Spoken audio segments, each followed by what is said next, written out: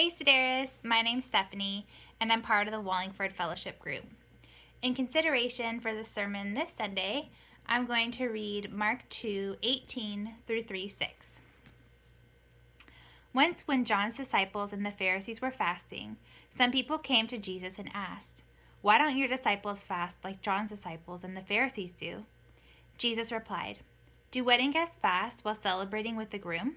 Of course not. They can't fast while the groom is with them. But someday the groom will be taken away from them, and then they will fast. Besides, who would patch old clothing with new cloth?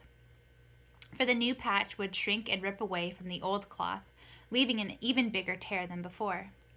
And no one puts new wine into old wineskins, for the wine would burst the wineskins, and the wine and the skins would both be lost. New wine calls for new wineskins."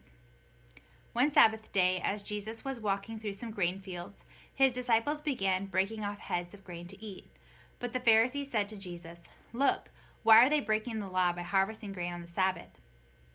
Jesus said to them, "Haven't you ever read the scriptures of what David did when he and his companions were hungry? He went into the house of God and broke the law by eating the sacred loaves of bread that only the priests are allowed to eat. He also gave some to his companions."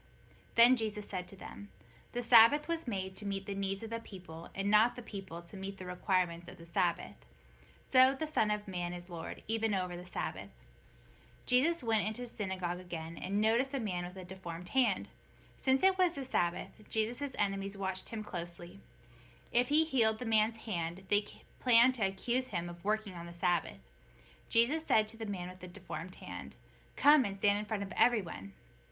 Then he turned to his critics and asked, "Does the law permit good deeds on the Sabbath, or is it a day for doing evil?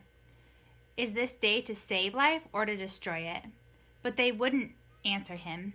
He looked around at them angrily, and he was deeply saddened by their hard hearts.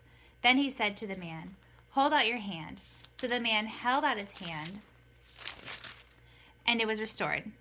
At once the Pharisees went away and met with the supporters of Herod to plot how to kill Jesus.